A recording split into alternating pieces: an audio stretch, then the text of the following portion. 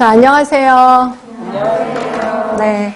지역사회 담당하고 있는 김현입니다. 아시죠? 아, 박수까지 쳐주시려고요?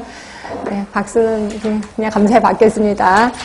자, 우리 요번부터 문제풀이 커리큘럼이 조금 달라졌습니다. 기출문제하고 단원별을 합쳤어요. 이러다 보니까 장점이 기출문제를 조금 더 많이 활용한다는 거예요.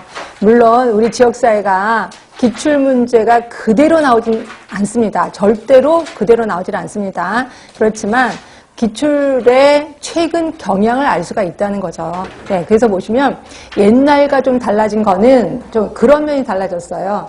그러니까 주변의 환경을 좀 인식한다는 거예요.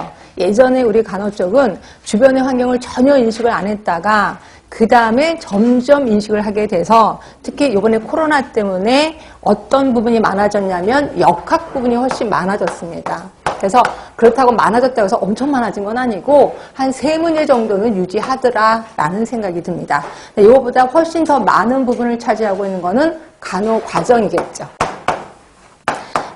간호 과정은 뭐 끊임없이 나옵니다. 그래서 간호 과정의 단계 이미 아실 거예요. 맨 처음에 사정이고, 그 다음에 진단 내리고, 그 다음에 계획하고, 그 다음에 수행하고, 평가하는 거. 이 어느 단계 다 나옵니다. 그래서 사정 부분에서도 나오고 진단 부분, 특히 오마 부분도 훨씬 시험 문제 많이 나오고요. 그래서 간호 과정만 어떤 경우 4문제까지도 나오기도 합니다. 그래서 훨씬 많은 부분을 차지하는 것이 이 부분이고요.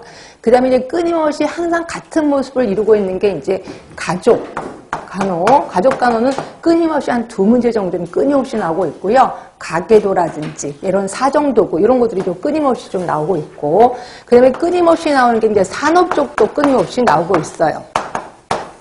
산업보건 그래서 직업병, 직업질환 이런 것들 끊임없이 나오고 있고, 산재 이런 것들도 끊임없이 항상 같은 모습으로 좀 나오고 있습니다.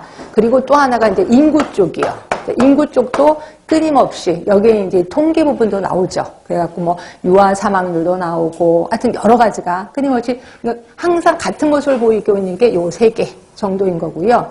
그다음에 여러분이 조금 어려워하는 간호이론도 조금. 근데 얘는 간호이론은 뭐 한 문제 정도 좀 나오더라고요. 2문제까지는 좀 오버인 것 같고 한 문제 정도가 끊임없이 좀 나오고 있다 하시면 되고. 그 다음에 요즘 조금 줄어들고 있는 게, 그러니까 많이 줄어들었던 게 이제 학교업 쪽.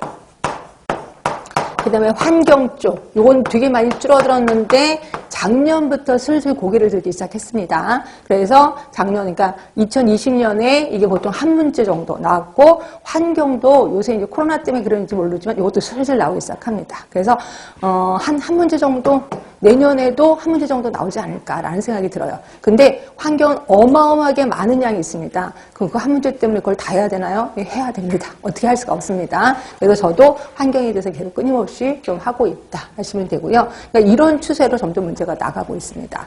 그리고 이번에 우리 이제 이 기출문제 풀이를 통해서 뭐를 할 거냐? 이제 우리 이제 마음가짐 한번 해보겠습니다. 제가 항상 기출문제 풀고 나면 이론을 확실히 정립하라는 거예요. 그러니까 이론에 대해서 내가 모르는 부분이 있으면 절대로 안 되고, 애매모호하다 이런 것도 절대로 안 됩니다. 그래서 이론을 완벽하게 숙지를 좀 하라는 거예요.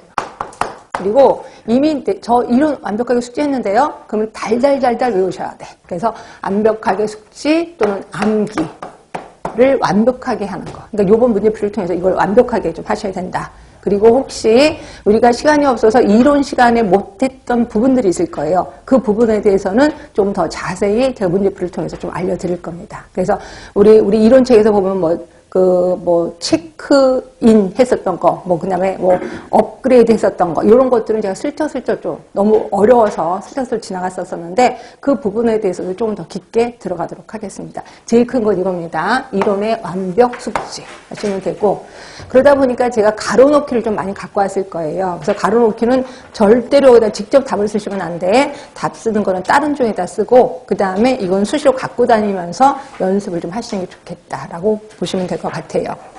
자, 잔소리는 이 정도 하면 될 것 같고요. 바로 문제로 들어가겠습니다. 유인물도 항상 옆에다 같이 두시고 같이 왔다 갔다 하시는 게 좋을 것 같아요. 자, 보시면 이제 먼저 라논드에 대해서 나옵니다. 그리고 라논드의 보고서가 1974년이라는 것도 나오네요. 이런 것들은 얼른 외워두셔야 돼.